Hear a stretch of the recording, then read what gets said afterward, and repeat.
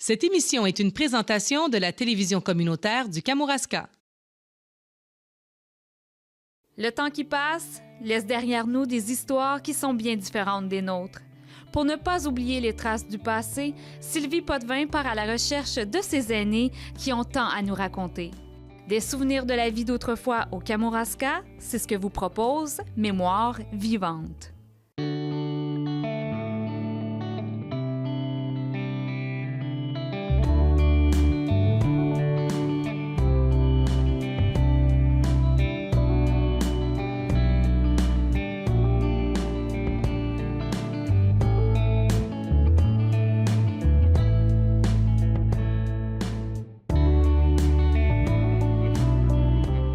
Cette semaine, à Mémoire vivante, je vais à la rencontre du docteur Lionel Boulanger. Alors, bonjour, Monsieur Boulanger. Bonjour, Madame Sylvie. Alors, Monsieur Boulanger, aujourd'hui, j'aimerais ça qu'on fasse un petit pas dans le temps pour vous connaître davantage. Vous êtes né à quel endroit? Bien, je suis né aux États-Unis, dans le New Hampshire, à Laconia, petite ville de majorité, il y a des francophones dans ce coin-là. Et puis là, mes parents étaient établis là. Et puis, la famille, on est tous venus au monde, aux États-Unis. On est six de la famille, 4 filles et puis 2 garçons. OK. Ça veut dire que vous avez resté... Est-ce que vous êtes demeuré longtemps aux États-Unis? On est demeuré, j'avais 8 ans quand on est déménagé, puis à 8 ans, j'étais le plus vieux des garçons, moi. Il y avait 3 filles, il y avait trois de mes sœurs qui étaient plus âgées que moi. Et puis, le bébé avait 5 ans quand on est déménagé. OK. Puis vous êtes déménagé où, au Québec? On a déménagé, je pourrais vous dire la raison pour laquelle on est déménagé. Oui. Mon père voulait qu'on étudie en français. OK. Et puis là-bas, c'était pas possible? Là-bas, oui, c'était des religieuses qui enseignaient, mais ils enseignaient anglais et français. Moitié anglais, moitié français. Moi, pour ma part, à jouer avec les petits gars du voisinage, j'étais plus en anglais qu'en français. OK. Alors, vous êtes déménagé au Québec? Là, on est déménagé dans la région de Thetford Mines. OK. Une petite ferme, là, dans le temps, là, ça c'était en 1933. OK. Une petite ferme, là, puis c'est là qu'on a vécu. J'ai passé mon adolescence, puis etc., là, dans ce coin-là. OK. Puis là, à ce moment-là, vous avez pu étudier en français? Oui. Là, c'était la petite école de rang, là, OK. à 1 mille et demi de la résidence. OK, J'allais voyager à pied pour aller à l'école? Moi, j'en étais rendu à peu près à la 6e année. J'avais de la scolarité de fait. OK. En territoire américain. Et puis, là, j'ai fait deux années de primaire. OK. Jusqu'à la 7e année. C'était un peu ça qui était la mode dans le temps. Hein. OK. Tu faisais aux petites écoles de rang. Là, on se situe dans les années 30. Hein. OK. Et puis après, est-ce que vous avez continué vos études? Oui, là, il est arrivé toutes sortes d'événements. Là. J'ai d'abord fait un peu de commercial au collège de Beauceville. Je suis allé là, je ne sais pas si je devrais le dire, mais j'ai été mis à la porte. Après 2 mois de résidence,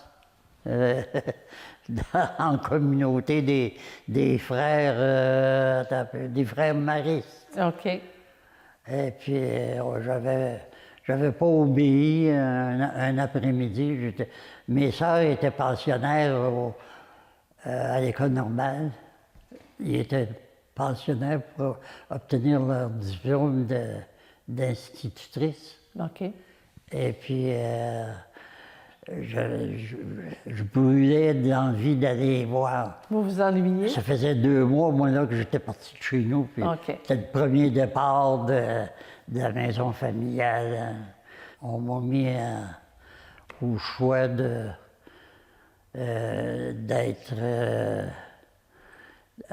c'est-à-dire au choix de choisir entre la discipline forte et puis La famille? être mis à porte. OK. Fait que vous avez J'ai choisi. choisi la porte OK. Vous êtes retourné chez vos parents. chez mes parents.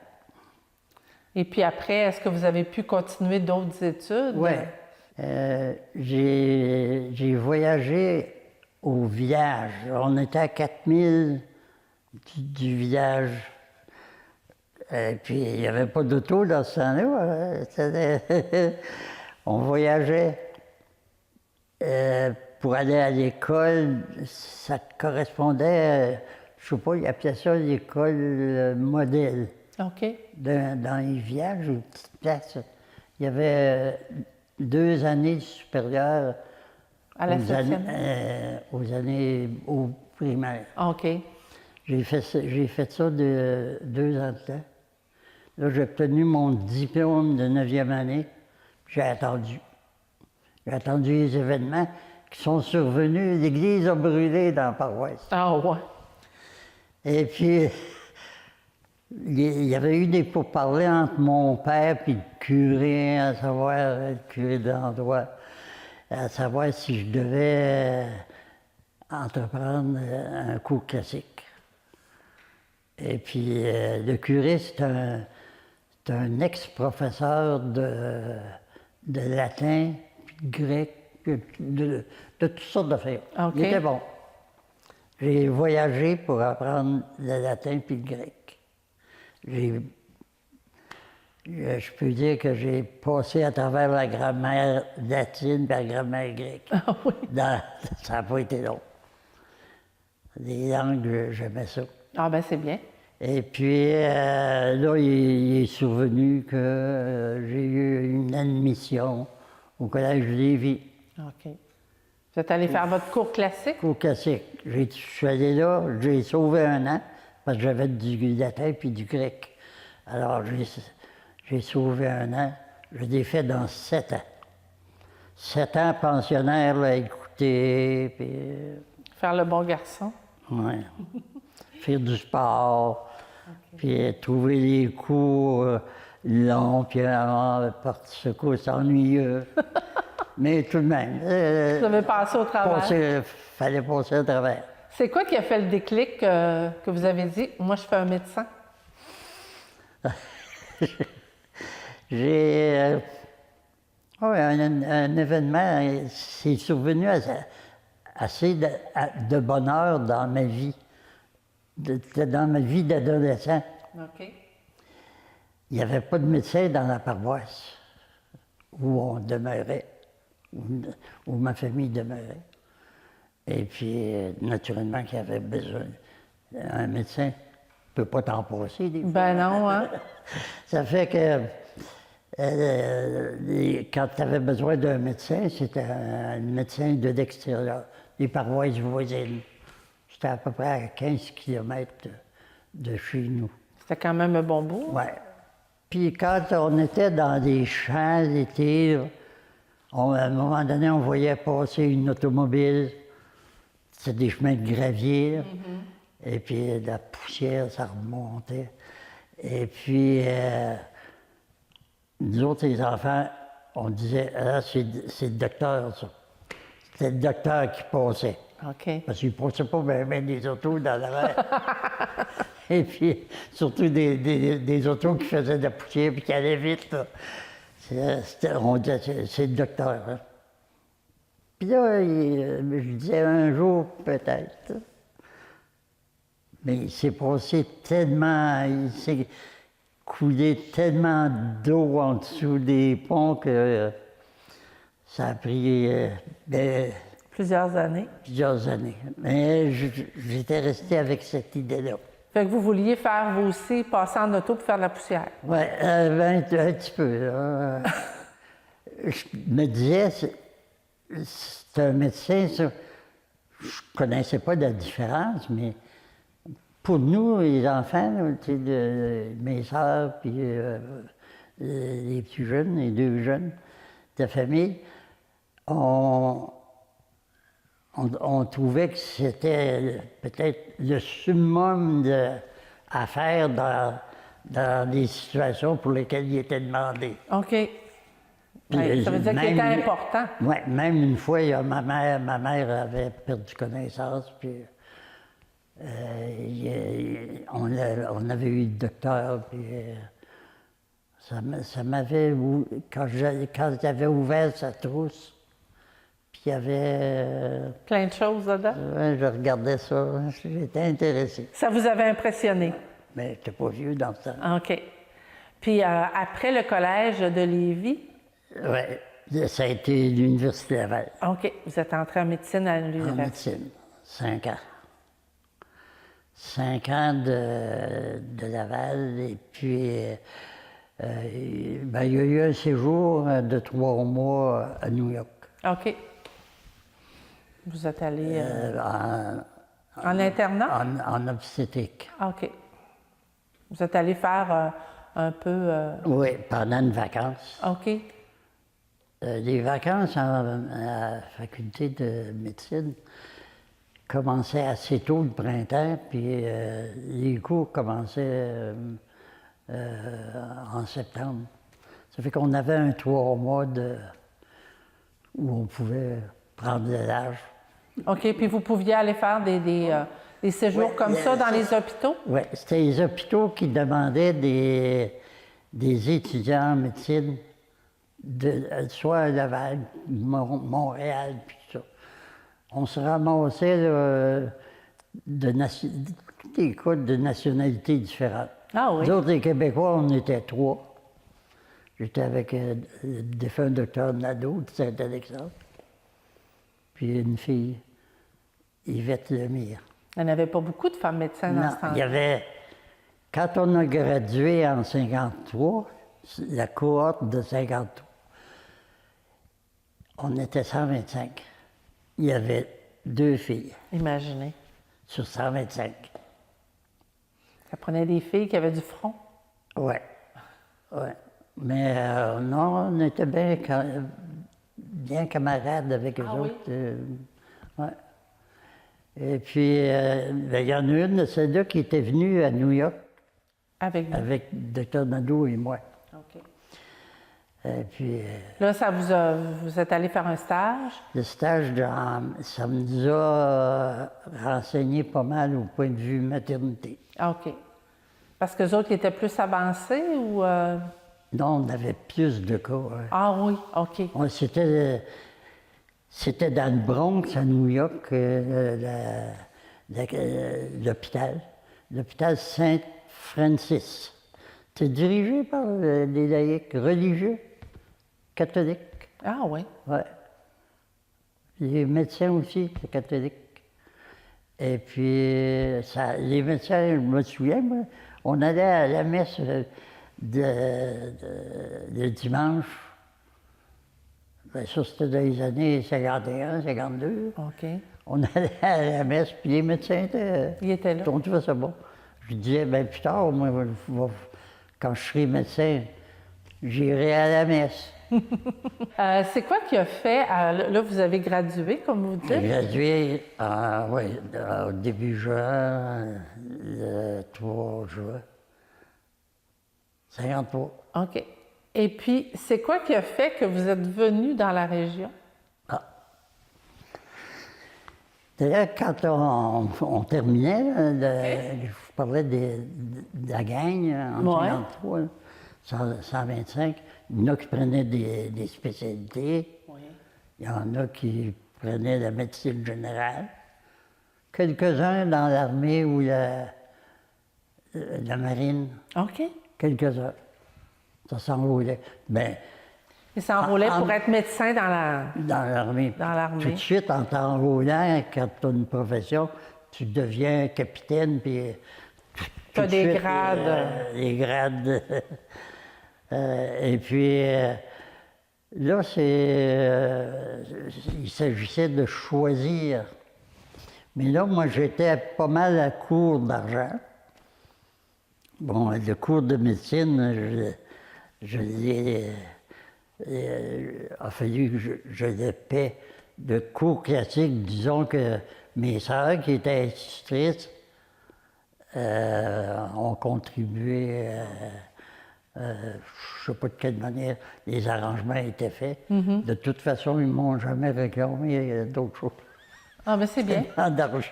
C'est bien. C'était un peu un cours de famille que j'avais. Et puis, là, la nécessité de gagner Le plus rapidement de le l'argent. plus rapidement possible, c'était bien la pratique générale. OK. Ça fait qu'on prenait on avait des nouvelles d'endroits, puis à un moment donné, moi, j'avais eu d'une infirmière de Saint-Pascal, pendant que j'étais en stage à l'Enfant Jésus, j'avais eu la nouvelle qu'il y avait une possibilité d'être médecin en pratique générale à Saint-Pascal. L'infirmière s'appelait Rachel Ouellette. Elle était originaire de Saint-Pascal. De Saint-Pascal. Elle m'a donné un très bon tuyau. Au mois de décembre, je suis parti, puis j'ai descendu à Saint-Pascal en autobus. J'ai vu un médecin à ce moment-là, le docteur Gérard Martineau. J'ai jasé avec. Et il dit, viens-t'en à Saint-Pascal, il dit, je suis tout seul, puis il y a de l'endroit, il y a du travail pour deux, puis il avait même dit 3. Ah oui. Mais c'était la mode dans ce temps-là. Quand tu devenais le médecin d'une famille ou d'un patient, disons, le patient restait assez attaché à ce médecin-là. C'est ça qu'on appelait le médecin de famille, hein? Un petit peu, un peu pas mal. Un peu pas mal, hein? Puis le médecin était pas mal toujours au poste. OK. C'était quasiment du 24 heures sur 24, 7 jours sur 7? Au début, oui. Parce qu'il est arrivé encore là un autre événement curieux. Le docteur Martineau, on a pratiqué à 2 médecins quelques mois. Mais à l'automne, moi j'étais arrivé ici en juin. OK. Et puis, à l'automne, le docteur il est parti pour le sanatorium. Il y avait une tuberculose pulmonaire. Ça fait que j'ai tombé seul médecin à Saint-Pascal. Puis entre-temps, vous aviez rencontré la femme de votre vie? Oui. Ah oui, l'unique Mariette. J'ai rencontré à l'hôpital une rencontre de médecine ou d'infirmière à l'hôpital de l'Enfant Jésus. Elle était chef en neurochirurgie. Elle n'assistait pas aux opérations de neurologie, mais c'était elle qui était à la tête du département. Et puis, c'était elle qui gérait tout ça, y compris les étudiants en médecine. OK. Qui n'avaient pas encore leur diplôme, mais qui couraient, ils ne refusaient pas les rencontres avec des infirmières sur les étages. OK. Ça fait que c'est de même qu'est née cette idylle-là. Ben oui. Puis en plus, ce qui est drôle, c'est que Mme Mariette était native de Sainte-Hélène. Exactement. Exactement. Ça fait que Le hasard... j'ai pas eu besoin de demander d'être admis dans la famille. À un moment donné, on est arrivé à Sainte-Hélène, puis il était question d'engagement définitif. Et puis là, ça a commencé la vie à deux, en amour puis en travail. OK. Ça veut dire que, dans le fond, Mme Mariette est déménagée avec vous quand vous êtes arrivé en résidence à Saint-Pascal. Oui. On est déménagé, attendez un petit peu, aux alentours de Saint-Jean-Baptiste. De Saint-Jean-Baptiste, 24 juin 1953. Vous êtes arrivé à Saint-Pascal à ce moment-là. Oui. Vous avez commencé à pratiquer, j'imagine, tout de suite parce que les besoins étaient grands? Était grand. Le docteur Martineau s'absentait de plus en plus, étant malade. Et puis, c'est moi qui remplaçais. OK. Aviez-vous une automobile dans ce temps-là? Oui, je faisais mes premières armes. J'avais une magnifique Pontiac 2 portes. Un petit 6 qui avait coûté 2500 $. Hey, c'était beaucoup d'argent. C'était beaucoup d'argent pour l'époque, hein? Je l'ai sorti du garage à Thetford. C'était un ami qui était dépositaire. Et puis je l'ai sorti. C'est pas moi qui l'ai sorti de l'intérieur du garage. J'étais pas sûr de l'encadrement des portes. J'avais Vous aviez peur d'accrocher? Ah, j'avais pratiquement pas conduit un char. Ben oui, c'était tout toujours nouveau. à pied. Ben c'est ça. Ça fait que j'ai dit au vendeur, j'ai dit, tu me sortirais-tu le char? Il a sorti l'auto. Là, j'ai pris l'auto puis j'ai descendu à Québec. J'ai pas fait d'accident. Mais j'avais chaud quand je suis arrivé. Je comprends. Je suis arrivé. Il n'y avait pas de cours de conduite dans ce temps-là? Non. Je devais avoir mes licences, mais je me demande. OK. Il faudrait que j'aille dans mes mémoires pour voir mes... C'est quelque chose? Oui, c'était pas sévère. Non, c'était pas C'était pas pareil. assez sévère. Ouais. Mais c'était comme nouveau aussi qu'il y a autant d'autos sur la route, là? Ben oui. Il y avait beaucoup moins de circulation. Ben c'est ça. Il y a une chose que je peux vous raconter. Après, quand on s'est mariés d'abord le 6 de juin, Sainte-Hélène, grosse paroisse. Mais Jean-Paul, je me rappelle que Jean-Paul Martineau était là. Il était déjà photographe. Photographe, oui. C'était le photographe de l'époque. Oui. Et puis, toujours que c'était la mode dans ce temps-là, après t'être marié, tu faisais un voyage de noces? De noces. Oui, il appelait ça, je pense, un voyage de noces. Hein? Oui. On est allé au Chute-Niagara. Oh. J'ai appris à conduire encore plus. Et puis, quand on a laissé l'hôtel au Chute-Niagara, j'ai dit à Mariette, on pourrait passer par New York. C'est un moyen de... C'est pas loin. On pourrait passer par New York. Je suis habitué, j'ai resté là 3 mois.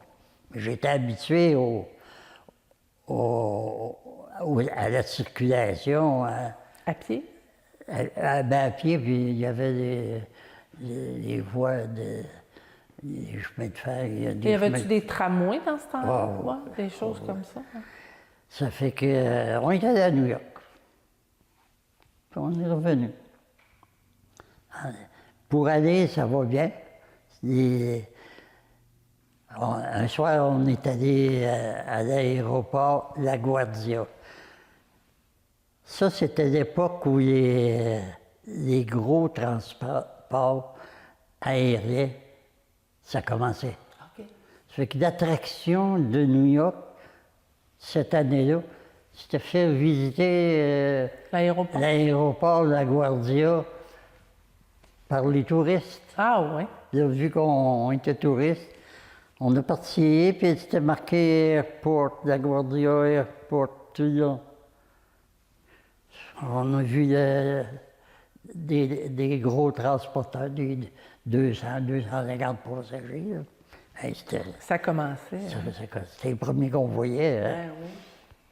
Et puis, pour revenir, c'est le problème contre elle. Là, il n'y avait pas d'indication de l'hôtel. Pour aller à l'aéroport, ça allait, il y avait des indications. Mais pour revenir, là, j'ai été pris dans la circulation.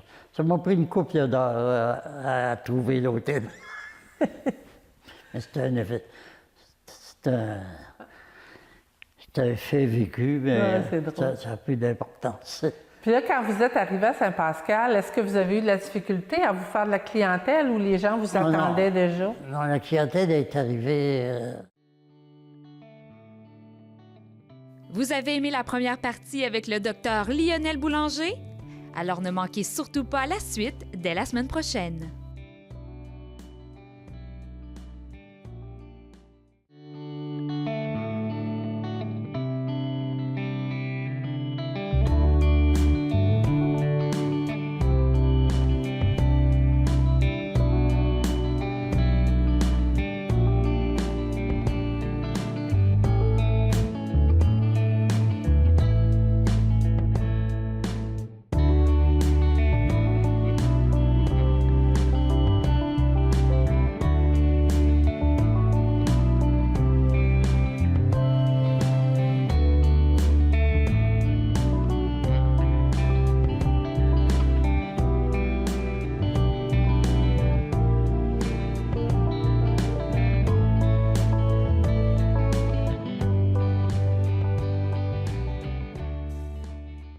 Cette émission était une présentation de la télévision communautaire du Kamouraska.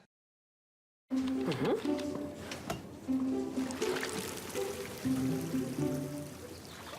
vous dis que ça va faire du bien pendant les canicules. C'est vrai que c'est agréable une baignade les soirs d'été. Ben, c'est mes petits-enfants qui seront contents. Oui. Votre projet est en sécurité. Excellent. Placez votre projet d'avenir en sécurité avec les produits garantis à 100% d'Épargne Placement Québec. Idéal pour votre CELI ou votre REER. Parlez-en avec l'un de nos agents d'investissement au 1-800-463-5229.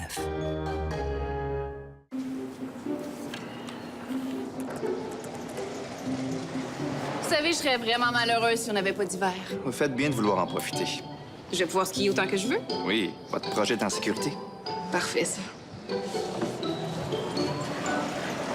Placez votre projet d'avenir en sécurité avec les produits garantis à 100% d'Épargne Placement Québec. Idéal pour votre CELI ou votre REER. Parlez-en avec l'un de nos agents d'investissement au 1-800-463-5229.